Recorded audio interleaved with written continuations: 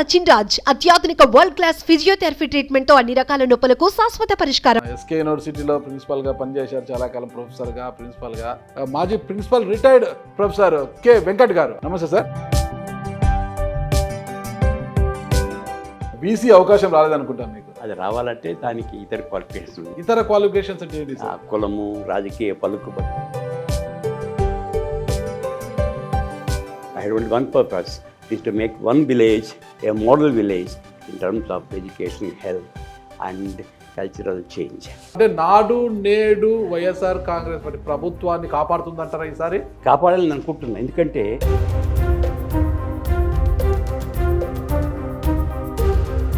గతంలో లేదంటారా? గతంలో మీరు చూడలేదు అవి? వీడి విధానం వేరుగా ఉంది. ఓకే. గ్రామాల్లో మొట్టమొదటి అడ్రస్ చేయాల్సింది పేదరిక నిర్మూలన అండి. వైఎస్ఆర్ కాంగ్రెస్ పార్టీ ఒకవైపు, వామపక్షాలు టీడీపీ, జనసేన మరోవైపు ఉన్నాయి. మీరేమంటారు సార్? ఎవరికి అవకాశాలు ఉన్నాయంటారు ఈసారి అసలుకి? నేను ప్రజల్లో తిరుగుతున్నాను, ప్రశ్నిస్తున్నాను.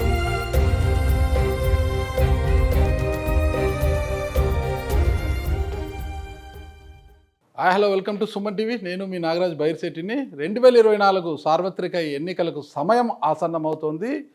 ఈ నేపథ్యంలో అధికార వైఎస్ఆర్ కాంగ్రెస్ పార్టీ ఇప్పటికే తమ అభ్యర్థులు, అంటే దాదాపు 70% మంది అభ్యర్థులను ఇప్పుడే ప్రకటించగా, ప్రతిపక్ష పార్టీలను తెలుగుదేశం పార్టీ, అటు జనసేన తన అభ్యర్థులు అంటే ఈ రెండు ఉమ్మడిగా వస్తున్నాయి. పొత్తుల్లో భాగంగా వారి అభ్యర్థులను ఇప్పటివరకు ప్రకటించలేదు.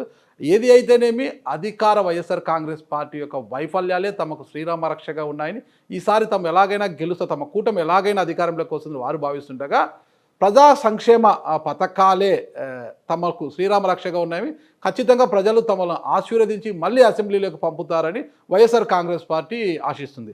అయితే ఈ రెండు పార్టీల మధ్య పోటాపోటీగా ఉన్నప్పటికీ ఏ పార్టీ మళ్ళీ తిరిగి అధికారంలోకి వచ్చి అధికార పార్టీ తన కుర్చీని పదిలం చేసుకుంటుందా, లేదంటే ప్రతిపక్ష పార్టీకి వదిలేస్తుందా అన్న వివరాలు తెలుసుకోవాలంటే మనతో ఉన్నారు ఈరోజు అనంతపురం జిల్లా ఎస్కే యూనివర్సిటీ మాజీ principal retired professor K Venkat గారు. ఆయన అడిగి మరిన్ని వివరాలు తెలుసుకుంటాం. నమస్తే సార్. సార్ బాగున్నారా? ఆరోగ్యం బాగుందా సార్? Okay okay. ఎస్కే యూనివర్సిటీలో ప్రిన్సిపల్గా పనిచేశారు, చాలా కాలం ప్రొఫెసర్గా, ప్రిన్సిపల్గా. అంటే బీసీ అవకాశం రాలేదనుకుంటాను మీకు. అది రావాలంటే దానికి ఇతర క్వాలిఫికేషన్స్ ఉంది. Merit alone will not do sir. ఇతర క్వాలిఫికేషన్స్ ఉండాలి. ఇతర క్వాలిఫికేషన్స్ అంటే ఏంటి సార్? కులము, రాజకీయ పలుకుబడి, ఇది ఉండాలి. Which I didn't believe in. I believe only in merit. I deserved, but nobody cares for merit. I'm sorry to say that. Okay okay. బీసీలందరూ కూడా రాజకీయ పలుకుబడితోనే వస్తున్నారండి 99%. ఓకే. అదే కాకుండా డబ్బు కూడా పనిచేసిందండి. ఓకే. ఆ మధ్య డబ్బుతో కూడా పనిచేసుకొని రావడము, ఇలాగా డబ్బు, కులము, రాజకీయ పలుకుబడి ఇవే పనిచేస్తున్నాయి. కానీ అతను whether he deserves to be a BC, what are his qualifications అన్నది ఎక్కువగా ప్రభుత్వాలు పట్టించుకోకపోవడం, సమర్థులు వచ్చి కూర్చోవడం అనిపిస్తున్నాను. మొదట్లో ఉన్నారండి మీరు చూసినట్టయితే గోవిందరాజు నాయుడు కానీ, లేదా ప్రొఫెసర్ రామ్ శర్మ కానీ, లేకపోతే ఇలాగా మీరు చూస్తే చాలా బాగున్నారు మొదట్లో. రాను ఇలా అయిపోయి ఇప్పుడు ఎనీబడి విత్ 10 years ఎక్స్పీరియన్స్ ఉండి ప్రొఫెసర్గా, that is qualification. And if he has some godfather, I met and in government ఉంటే వాళ్ళు అయిపోతున్నారండి. I didn't believe in this. నా నేమ్ ఒక ప్యానల్ కూడా వచ్చింది ఒకసారి, అయిపోతుంది అన్నారు. మీరు ఎవరో రాజకీయ నాయకుడిని పట్టుకోండి అన్నారు. నేను అట్లా చేయలేదండి. So I didn't get it. Somebody else got it. Doesn't matter. రాజకీయ నాయకులు మీరు పట్టుకోలేదు. అందుకు ప్రొఫెసర్ గానే, అంటే ప్రిన్సిపల్ గానే రిటైర్డ్ అయిపోయారు. రిటైర్ అయ్యారు. But I made mark as a teacher. Retired అయినా కూడా చాలా మందికి వీసీలు వస్తుంటాయి కదా, చాలా మందికి వస్తున్నారు. రిటైర్డ్ అయినా కూడా మళ్ళీ మీకేం అవకాశాలు రాలేదు? అవకాశం రాలేదంటే నేను ఇంకా దానికోసం పాటుపడాలి. పాకులు ఆడలేదు. పాకులు ఆడాలంటే ఈ రాజకీయ పలుకుబడి, కులకు పలుకుబడి ఇవన్నీ ఉపయోగించాలండి. అది ఐ షోడ్ మై మెరిట్. దీంట్లో ఇవ్వండి, దాన్ని చూసి ఇచ్చేవాళ్ళు. ఈరోజు నాకు తెలిసి మీరు 99లో ఎస్కే ప్రిన్సిపల్గా రిటైర్డ్ అయ్యారు. అవునండి. తర్వాత ఇక్కడికి వచ్చారు, కంబ్యాక్ మా విలేజ్కి వచ్చాను. ఇక్కడ పూనూరు దగ్గర మా విలేజ్, అడవి నాతునికుంటా. ఒకే ఒక్క ఉద్దేశంతో ఇన్స్టెడ్ ఆఫ్ మా వాళ్ళు రిటైర్ అయితేనే హైదరాబాద్కి వెళ్ళడము, మళ్ళీ రీఎంప్లాయ్మెంట్ తీసుకోవడము చాలా మంది చేస్తున్నారు. 99%. ప్రైవేట్ కాలేజెస్లో ఈ రోజుల్లో ప్రైవేట్ ఇన్స్టిట్యూషన్స్ ఉన్నాయి కాబట్టి రీఎంప్లాయ్మెంట్ ఈజ్ నాట్ డిఫికల్ట్ అండి. But I didn't choose to do that. I had only one purpose, is to make one village a model village in terms of education, health and cultural change.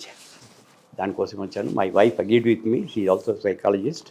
She retired as the department of adult education. She also chose to come away with me. We straight went to, I come from a village near Punganur, Adavinathanukunta, 5 kilometers away from Punganur. We came to Punganur, started working there 1944 January నుంచి పనిచేస్తూ నేను తెలుసుకుంటే my ultimate aim to bring about a social change the need of the hour. ఈరోజు కావాల్సింది సామాజిక మార్పు, సాంఘిక మార్పు కావాలి. ఈ కులతత్వము, మతత్వము, ఈ మూఢనమ్మకాలు, అంటరానితనము, ఈ సామాజిక రుగ్మతల్ని తొలగించి మంచి సమాజం రావాలి, అందరికీ న్యాయం జరిగే సమాజం రావాలి, అందరూ కష్టపడి పనిచేయాలి, అందరూ హాయిగా బ్రతకాలి అది జరుగుతుందా సార్ అని ఆశిద్దాం. ఓకే, ఇప్పుడు మీరు పెద్ద పెద్ద వాళ్ళందరూ ఎటువంటి దేశం కోరుకున్నారో వాళ్ళు పెద్ద పెద్ద వాళ్ళందరూ ట్యాగోర్ లాంటి వాళ్ళు. అటువంటి దేశాన్ని మనం wear the mind is without fear and health is health high Tagore గారు చెప్పింది. ఎక్కడైతే మానవుడు నిర్భయంగా తలెత్తుకుని తిరగలుగుతాడో, ఎక్కడైతే జ్ఞానం అందరి అందుబాటులో ఉంటుందో, ఎక్కడైతే సమాజం కులమత భేదాలతో చిన్నాభిన్నం అయిపోకుండా ఉంటుందో, ఎక్కడైతే హేతుత్వం మౌఢ్యం అనే నదిలో ఇంకిపోకుండా ఉంటుందో, అటువంటి దేశంలోకి దట్ మై కంట్రీ అవేక్ అని చెప్పుకున్నాడండి. So what Gandhi, what Nehru, what Ambedkar, what Tagore particularly want to see at the national level, I thought humbly I could see at the village level. I've been striving with the cooperation of others, with the cooperation of my students who have become AS, IPS వాళ్ళు అందరితో చూసి నేను వెళ్ళింది ఏంటంటే సామాజిక మార్పు కోసం. కానీ అదే మీరు మాట్లాడితే లాభం లేదు. People want basic needs to be fulfilled. Basic needs to fulfilled. మీకు దాదాపు ఇప్పుడు 8 వయసు వచ్చి ఉంటుంది సార్. మీకు 8 వయసు. ఎస్. అంటే గతంతో పోలిస్తే ఇప్పుడు పరిస్థితులు ఎలా ఉంటాయి, మన సమాజంలో ఎలాంటి మార్పులు వచ్చాయి, ఊర్లు ఎలా మారాయి, మనుషులు ఎలా మారారంటే ఏం చెప్తారు అసలుకి? ఆ మాటకు వస్తే నేను చూసినప్పుడు 20 ఏళ్ళకి ముందు సరైన విద్యా విధానం లేదు, సరైన వైద్య విధానం లేదు. చాలామంది 5వ క్లాస్ ఆపేస్తున్నారు. గర్ల్స్ అసలు స్కూల్కి పోయేవాళ్ళే కాదు. ఇటువంటి పరిస్థితుల్లో we wanted to first give quality education. ఒక మంచి హై స్కూల్ స్టార్ట్ చేశాం గవర్నమెంట్ ద్వారా, సొంతంగా ఏం కాదని చెప్పేసి. ఆ తర్వాత సెంట్రల్ గవర్నమెంట్ మోడల్ స్కూల్స్ని తీసుకొచ్చాయి. ఎక్సలెంట్ అండి. 3 crores మంచి infrastructure facilities, well train teachers చేశారు. We were able to get that model school to our village and also girls hostel. ఇలాగా తర్వాత primary health centre also we were able to get long back. So after fulfilling these basic needs, now I thought we should address the ultimate aim to bring about social change. First కులతత్వం తగ్గించాలి ప్రజల్లో, ఏమండి, మానవత్వం పెరగాలి, మూఢనమ్మకాలని నుంచి వాళ్ళు దూరం చేయాలి. ఆ తర్వాత అంటరానితనం ముందే సామాజిక రుగ్మత ఇంకా ఉందండి. We should be ashamed of ourselves that co-human beings in 21st century are not allowed to enter our temples. They don't come to enter the households of OC candidates. జరుగుతుందండి, ఇంతవరకు జరుగుతుందండి. వీళ్ళే ఎక్కడుంది అంటున్నారు వీళ్ళు. ఏ పల్లెల్లో అంటరానితనం లేదో చెప్పండి, నేను ఛాలెంజ్ చేస్తున్నాను. చాలా జరుగుతుంది. సో దానికి మొదలుపెట్టి మేము మా టెంపుల్స్లో వచ్చేవాళ్ళు కాదండి, ఎస్సీస్ వాళ్ళ వచ్చేది చేసాం. కన్విన్స్ చేసి ఇన్ని పెద్ద విప్లవం ఏమి తీసుకురాలేదు, సామాజిక కన్విన్స్ చేసి ప్రజల్ని వాళ్ళ దాని నమ్మకంతో. సో ఎవరు అలౌడ్ ఏంటంటే ఇప్పుడు ఇళ్ళు కూడా రావటం, వాళ్ళు భోంచేయడం, ఇలాగా అంటరానితనాన్ని మా విలేజ్ వరకు, పక్క విలేజ్ వరకు సాధించామని అనుకుంటున్నాను. ఆ తర్వాత మూఢనమ్మకాలండి ఎక్కువ ఉన్నాయి. ఉదాహరణకి ఇప్పుడు నేను బయలుదేరే ఇంట్లో ఒక పిల్లి అడ్డం వచ్చింది, నల్లపిల్లి అడ్డం వచ్చింది. అందులో ఏంటి నల్లపిల్లి అడ్డం వచ్చిందే మీరు పోగలుగుతారు, ఏంటి నల్లపిల్లి రావడానికి నేను పోవడానికి ఏమైనా సంబంధం ఉందా, తప్పది అని వచ్చేసాను. ఇలాగ చిన్న విషయాలు నమ్మకాలు వారి కదా. ఏం నమ్మకం అండి, సమ్ సెన్స్. పిల్లి రావడం కేంద్ర అదృచ్చికం మీద పోతుందండి, దానికి నీ పట్ల సంబంధం ఏంటి? అలాగే ఇంకా అది చాలా ఉన్నాయిలేండి మూఢనమ్మకాలు. మంగళవారం నాడు పని చేయకూడదు, ఇది ఉందే రోజుకి 1.5 గంట మనం పోగొట్టుకుంటున్నాము. ఈ దిస్ రావుకాలం, వెలికాలం అని ఈ దేశంలో ఎన్ని దినాలు ఇలాగ మనం వేస్ట్ చేస్తున్నాడు. ఇన్ని మంచి సహజ వనరులు, ఇంత మానవులు ఉన్న ఈ దేశం ఇంతవరకు అభివృద్ధి కావాల్సినంత అభివృద్ధి చెందకపోవడానికి చాలా కారణాలు ఉన్నాయి. అందులో ముఖ్యమైన కారణము ఈ సామాజిక రుగ్మతలు, ఆ తర్వాత మూఢనమ్మకాలు, తర్వాత అన్ప్రొడక్టివ్ యాక్టివిటీస్ అండి. All kinds of festivals which have no significance at all. మన స్వాతంత్ర దినాన్ని పట్టించుకోవటం లేదు, రిపబ్లిక్ డేని పట్టించుకోవటం లేదు. మిగతా మీరు చూసారు హిమాలయం ఎంత జరిగిందో అక్కడ చూసారా, ఎన్ని జరిగింది చూసారా. ఇలాగా ఇర్రిలవెంట్గా ఉన్న విషయాలు మేము పట్టించుకుంటున్నాము, విచ్ ఆర్ నాట్ ప్రొడక్టివ్. అందుకే ఈ భారతదేశం అనుకున్నంత ప్రగతిని సాధించలేదు అనిపించింది. తర్వాత మన ఆంధ్రప్రదేశ్కి వస్తే is no different from other states. But ఈసారి వైఎస్ఆర్ కాంగ్రెస్ పార్టీ వచ్చింది, 2019 వచ్చింది. నేను I don't belong to any political party. చూస్తున్నాను వీళ్ళ విధానం వేరుగా ఉంది. ఏదైతే మనం కోరుకున్నామో అసలు గ్రామాల్లో మొట్టమొదటి అడ్రస్ చేయాల్సింది పేదరిక నిర్మూలన అండి. ఆ తర్వాత వాళ్ళకి కావాల్సిన మౌలిక సదుపాయాలు, ఎడ్యుకేషన్ అండ్ హెల్త్. ఇవి చూస్తుంటే ఫస్ట్ ఎడ్యుకేషన్ అండి. మన స్కూల్స్ ఎలా ఉన్నాయి మీకు అదే తెలిసిన స్కూల్స్ ఏ మౌలిక సదుపాయాలు లేకుండా అంత ఘోరంగా ఉన్నాయి. ఈరోజు నాడు నేడు ప్రోగ్రాం పెట్టి విద్యా విధానాన్ని మార్చడం కాకుండా వాళ్ళకి కావాల్సిన మౌలిక సదుపాయాలు కలిగించడం. మీరు చూడండి ఎంత మారిపోయావు. అనుకున్నాం నాడు నేడు మౌలిక మార్పులు మార్చేస్తాం అనుకుంటే రాజకీయ నాయకులు ఇట్లా చెప్తారు అనుకున్నాం, కానీ నిజంగా జరిగిందండి. ఇది మీరు చూసినట్టయితే ఎంత బాగా తయారు. మా ఎలిమెంటరీ స్కూల్ చూసినట్టయితే, మా హై స్కూల్ చూసినట్టయితే అన్ని గ్రామాలు తిరుగుతున్నానండి. People are so happy about infrastructure facilities in the school. మంచి స్కూలు, మంచి బోర్డు, మంచి పుస్తకాలు, మంచి టాయిలెట్, అలాగే మంచి పుస్తకాలు, ఇలాగా విద్యకు కావాల్సిన సౌకర్యాలు అన్నీ వాళ్ళకి కలిగించి జరిగింది. అలాగే లేదంటారా గతంలో మీరు చూడలేదు అవి? లేదండి ఉన్నాయి, స్కూల్స్ ఉన్నాయి. కాస్త పేదలంతా వెళ్ళి గవర్నమెంట్ స్కూల్స్ పంపిస్తారు, ఎలిమెంటరీ స్కూల్స్ పంపిస్తారు. అప్పుడు విధానం అంటే గవర్నమెంట్ స్కూల్స్ పంపించే చదువు రాదు అనేది మాకు నాటిపోయింది ప్రజల్లో. ఇప్పుడు వస్తుందా చదువు? చూడండి ఇప్పుడు అప్పుడు ఏం జరిగింది, జరిగేవాళ్ళు పక్కలో ఉన్న ప్రైవేట్ స్కూల్స్ పంపించేవాళ్ళు, జగన్ వాళ్ళు ఎలిమెంటరీ స్కూల్ పంపించేవాళ్ళు. అంటే పేదలకి మాత్రం గవర్నమెంట్ స్కూల్స్, బాగా జరిగే వాళ్ళకి మాత్రం హై స్కూల్స్, అక్కడ ఇంగ్లీష్ మీడియం, వీళ్ళకేం ఇంగ్లీష్ మీడియం కాదని అందరూ మన నోరు మెచ్చుకున్నారు. మనకు తెలుగు మీడియమే ఉండాలి, తెలుగు మీడియం ఉండాలి అంటున్నారే, వారి ప్రైవేట్ స్కూల్స్లో తెలుగు మీడియం ఉండాలని ఎందుకు అనటం లేదు వీళ్ళు. అంటే పేదలకి ఒక మీడియము, జరిగే వాళ్ళకి మీడియం జరిగిన అన్యాయం జరుగుతుంది. అలా కాకుండా ఇప్పుడు వీళ్ళకి కూడా ఇంగ్లీష్ మీడియం పెట్టడం చాలా గొప్ప విషయం.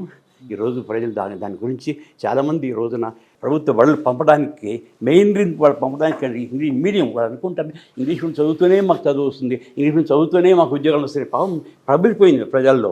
ఇప్పుడు ప్రభుత్వం మంచి క్వాలిటీ ఎడ్యుకేషన్ ఇస్తుంది, మౌలిక సదుపాయాలు ఇస్తుంది, ఇంగ్లీష్ మీడియం పెట్టారు.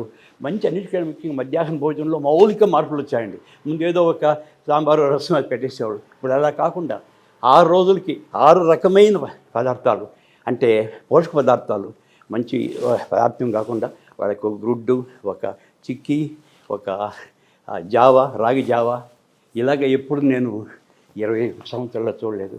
సో బాగా చదువుకోవడానికి కావాల్సిన సౌకర్యాలు, వాళ్ళకి పోషక పదార్థాలు ప్రభుత్వం ఇవ్వటం వల్ల చాలామంది ముందుకు వస్తున్నారు. కాకపోతే ఇప్పుడు వీళ్ళు మార్చిన కొన్ని విద్యా విధానం వల్ల 3rd క్లాస్ నుంచి హై స్కూల్లో ఉండాలి, అంగన్వాడీ ఎలిమెంటరీ స్కూలు ఒక యూనిట్గా ఉండాలి, ఫౌండేషన్ స్కూల్గా ఉండాలి. విధానం బాగానే ఉంది. కానీ దీనివల్ల ఏమవుతుందంటే 3, 4, 5 తరగతులు హై స్కూల్ చేర్చడం వల్ల హై స్కూల్ దగ్గర ఉండటం లేదు. సో కొంతమంది అక్కడ పంపలేకపోతున్నారు, ఎలిమెంటరీ స్కూల్లే పంపిస్తున్నారు. ఇది ప్రభుత్వం చేసుకోవాలి. వీళ్ళు కూడా బహుశా ప్రైవేట్ స్కూల్స్ పెడుతున్నారే బస్సు విధానం, వాళ్ళు పెడితేనే కానీ చిన్న చిన్న గ్రామాలు అంటే హై స్కూల్లోకి రాలేకపోతున్నారు ప్రజలు.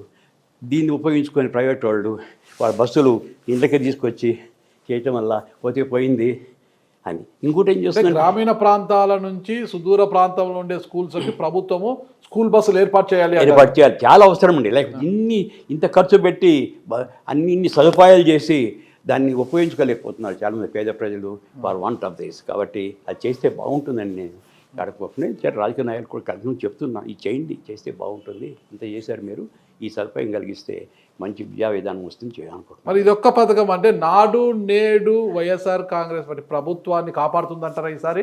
కాపాడాలని అనుకుంటున్నాను. ఎందుకంటే ఎప్పుడు ఈ 70 సంవత్సరాల్లో జరగని సదుపాయాలు, విద్యా సదుపాయాలు, వైద్య సదుపాయాలు, మీరు every village has this village clinic అండి. చూసారా మీరు?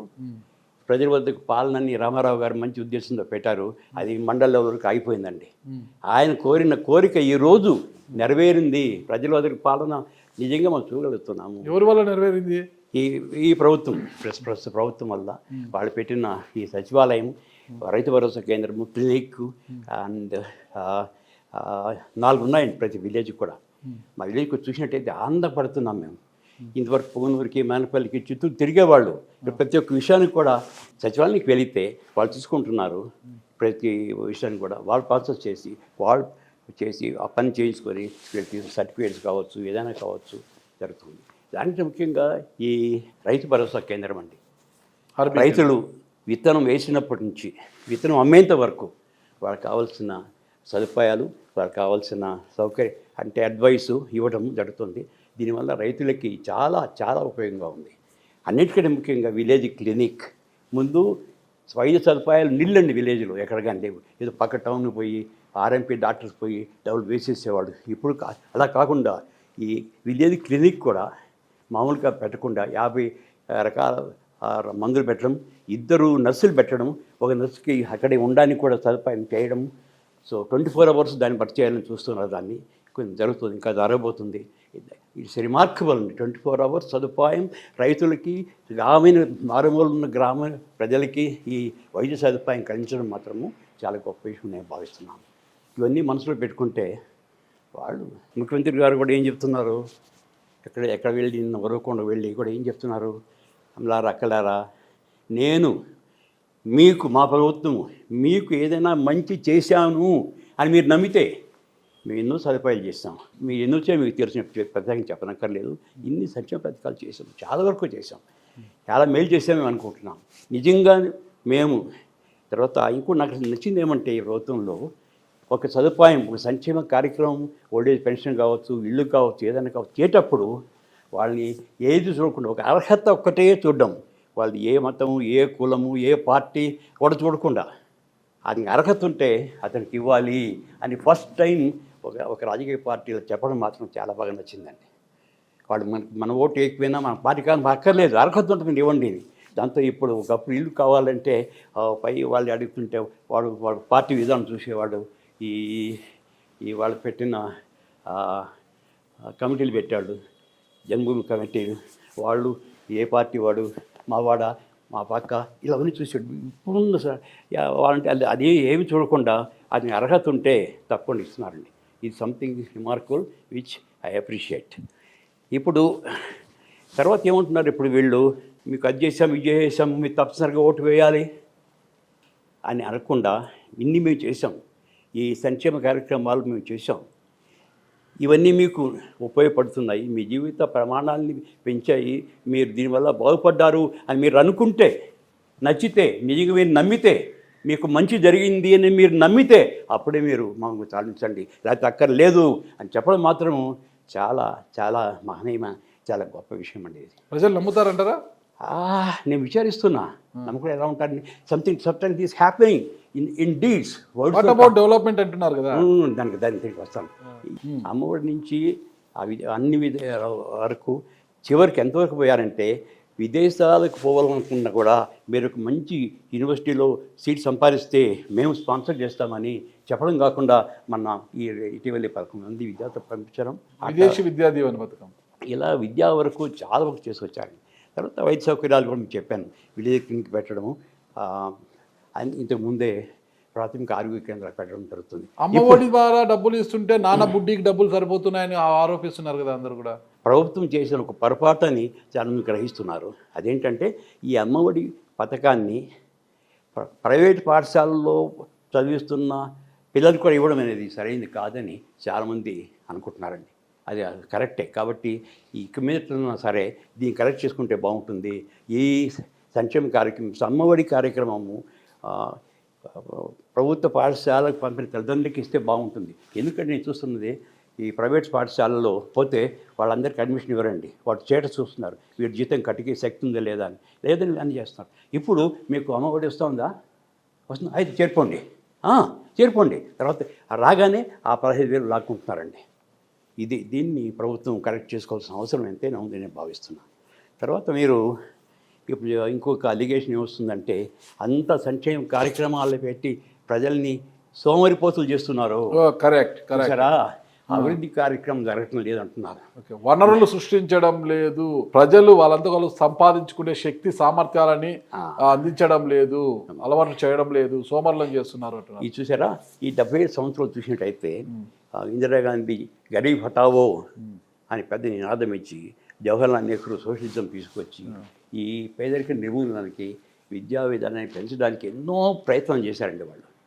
కానీ పేదరికం ఎంతవరకు తగ్గిందంటే చాలా వరకు పేదరికం తగ్గలేదండి చూస్తుంటే. ఇప్పుడు మీరు ఏ గ్రామానికి తీసుకోండి, మా గ్రామం తీసుకోండి, అన్ని ఇళ్ళు తిరుగుతున్నాను, పేదరికం అనేది చాలా వరకు పోయింది నేను గంటాపదం చెప్పగలుగుతాను. ఎలా పోయిందంటారు అంటే ఈ 5 సంవత్సరాల్లో ప్రభుత్వం ఇచ్చిన సంక్షేమ పథకాల్ని వాళ్ళు ఉపయోగించుకోవడం అది మెయిన్ కారణం అనుకుంటున్నాను.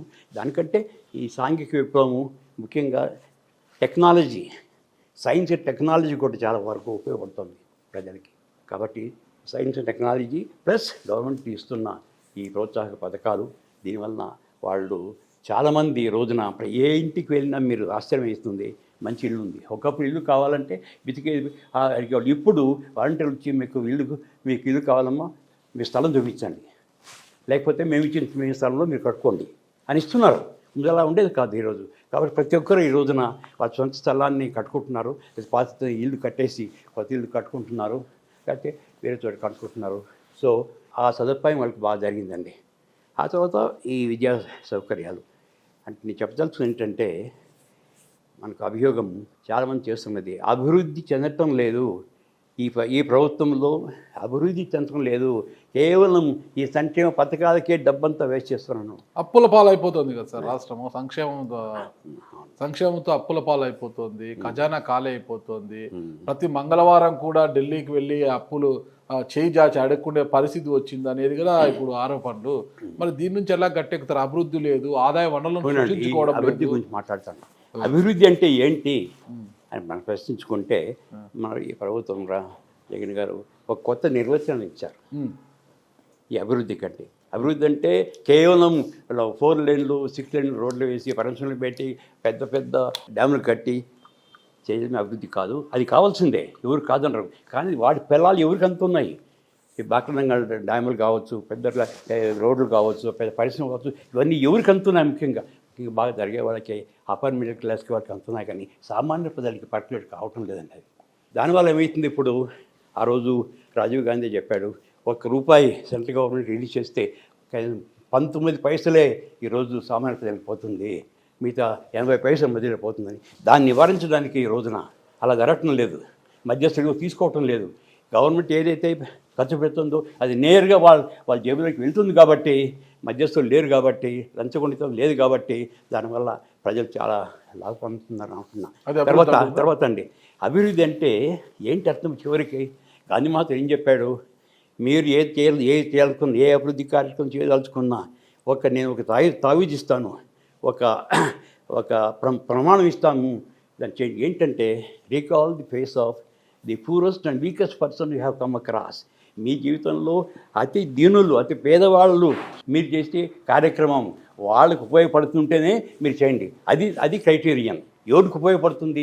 లాస్ట్ మ్యాన్ అంటూ దిస్ లాస్ట్ మ్యాన్కి ఉపయోగపడుతుందా లేదా అది చూడండి అన్నాడు. కానీ అన్ఫార్చునేట్లీ మన ప్రభుత్వం అలా చూడకుండా డంపింగ్ చేస్తున్నాయి. దీనివల్ల మన ప్రభుత్వ పథకాల వల్లగా మొన్నటి వరకు అప్పర్ క్లాస్ పీపులే ఎక్కువ బాగుపడ్డారు.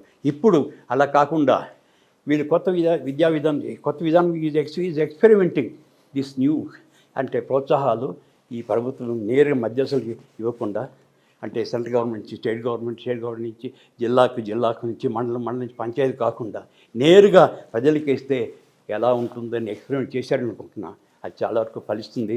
దానివల్ల ప్రజలు చాలామంది సోమరిపోతులు ఉన్నారంటే ఉంటారు, కానీ మనం ఎడ్యుకేట్ చేయాలి. ప్రజల బాధ్యతగా ఉంది. వెళ్తుంటే నెత్తుకుంటారు, ఎందుకు వెళ్తున్నారు మీరు అని. ఇక్కడ ఏం చేస్తున్నారంటే ప్రజల బాధ్యత కూడా ఉందని. అన్నీ ప్రభుత్వం చేయాలి, ఏ ప్రభుత్వం చేయలేదు. కాబట్టి ప్రభుత్వం ఇన్ని చేస్తుంది, మనం కూడా ఎందుకు ఈరోజు ఇక్కడ ఉన్నావు, నువ్వు పని చేసుకో, ప్రభుత్వం ఇచ్చే పథకాలను ఉపయోగించుకో, నీ పెళ్ళి బాగా చదివించుకో, నువ్వు పైకి రా. చెప్పదలుచుకుని ఏంటంటే, అభివృద్ధి అంటే కేవలం మౌలిక సదుపాయాలు పెట్టడం కాదు. అభివృద్ధి అంటే వాళ్ళ జీవన ప్రమాణాలు పెరిగాయా, the quality of life has it been increased. అది క్రైటీరియన్. గాంధీ మాత్రం చెప్పింది కూడా అదే. ఆ దృష్టిలో చూసినట్టయితే the quality of life has increase. మీరు గుజరాత్ చెప్పిన మాటలు మీకు అందరికీ గుర్తుంటాయి. ఈశ్వరోమని మనుషులుంటే దేశమే గతి బాగుపడుతుందోయ్. దేశం అంటే మట్టి కాదోయ్, దేశం అంటే మనుషులోయ్. ఈ ప్రభుత్వం దీన్ని గ్రహించాలని నేను అనుకుంటున్నాను. దేశం అంటే మనుషులై అంటే మీరు ఎన్ని చేస్తారండి? What is the final result? ఇది సామాన్య ప్రజలకి ఇది ఉపయోగపడిందా? ముఖ్యంగా వాళ్ళ జీవన ప్రమాణాన్ని, వాళ్ళ క్వాలిటీ ఆఫ్ లైఫ్ని పెంచిందా మీ అభివృద్ధి కార్యక్రమాలంటే? అది నిజమైన అభివృద్ధి. బ్రహ్మాండ పైపించే అభివృద్ధి కాదు. సామాన్య ప్రజల జీవన ప్రమాణాలని అభివృద్ధి బాగు చేయడం నిజమైన అభివృద్ధి అని గాంధీ మాకు చెప్పారు. అంబేద్కర్ దాని గురించి మాట్లాడాడు. ఇవి ఈరోజు జరుగుతున్నాయని, చాలా వరకు జరుగుతుందని నేను భావిస్తున్నాను. కాబట్టి అభివృద్ధి జరుగుతుందని నేను భావిస్తున్నాను. ఓకే సార్, ఇప్పుడు 2024 ఎన్నికలు ఇక మాలో రోజులు మాత్రం వ్యవధి ఉందంటే ఒక 2 నెలలలో సార్వత్రికంగా జరగనున్నాయి. ఈ నేపథ్యంలో వైఎస్ఆర్ కాంగ్రెస్ పార్టీ ఒకవైపు, వామపక్షాలు టీడీపీ జనసేన మరోవైపు ఉన్నాయి. ఇప్పటికే జనసేన టీడీపీ పొత్తు పెట్టుకున్నాయి, ఇద్దరు కలిసి వస్తున్నారు కదా. ఖచ్చితంగా అధికారంలోకి వచ్చేది మా పార్టీ, ఉమ్మడి పార్టీని అంటే జనసేన టీడీపీ ఉమ్మడి పార్టీ అధికారంలోకి వస్తుంది, ఉమ్మడిగా అధికారంలోకి వస్తుంది వాళ్ళు అంటున్నారు. తిరిగి మేమే వస్తాం, ప్రజలు మమ్మల్ని ఆశీర్వదిస్తారంటున్నారు. మీరేమంటారు సార్? ఎవరికి అవకాశాలు ఉన్నాయంటారు సార్ అసలుకి? నేను ప్రజల్లో తిరుగుతున్నాను, ప్రశ్నిస్తున్నాను.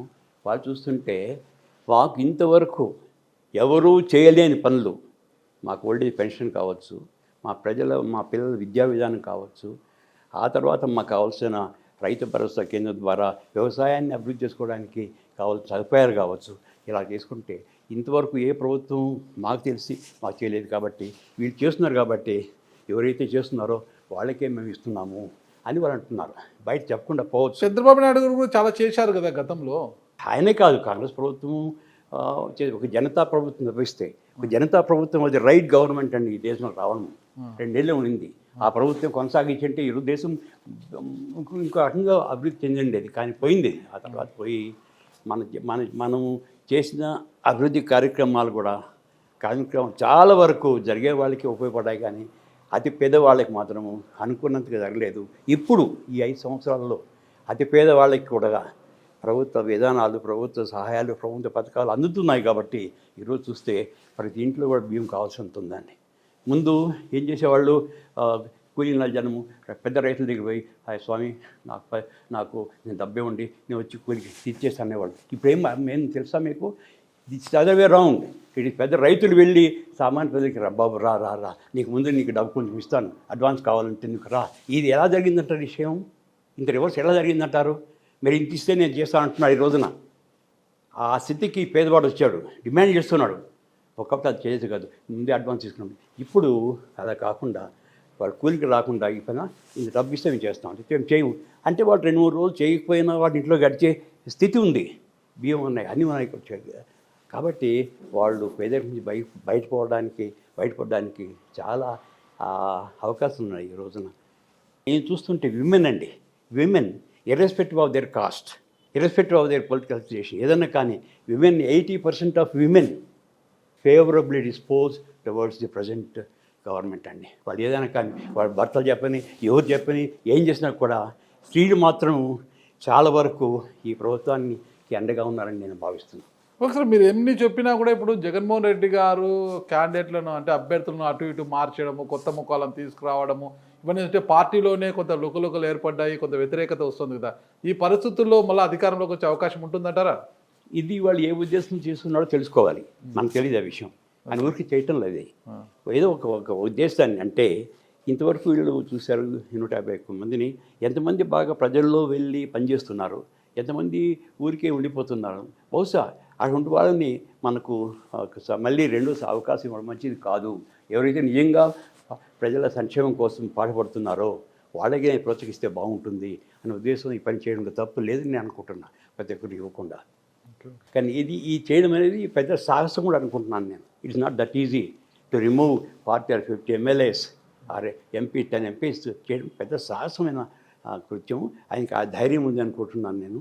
ఆ ధైర్యంతో చేస్తున్నాడు. చూద్దాం మరి, మనకు have to wait and see how things work. But ఇది మాత్రము పనిచేసే వాళ్ళకే నేను మళ్ళీ పదవులు ఇస్తాను, పని చేయని వాళ్ళకి జనంలో జనంతో మీరు ఉండాలి. వాళ్ళకి ప్రభుత్వ పథకాలను వాళ్ళకి అందించాలి, వాళ్ళని కన్విన్స్ చేయాలి.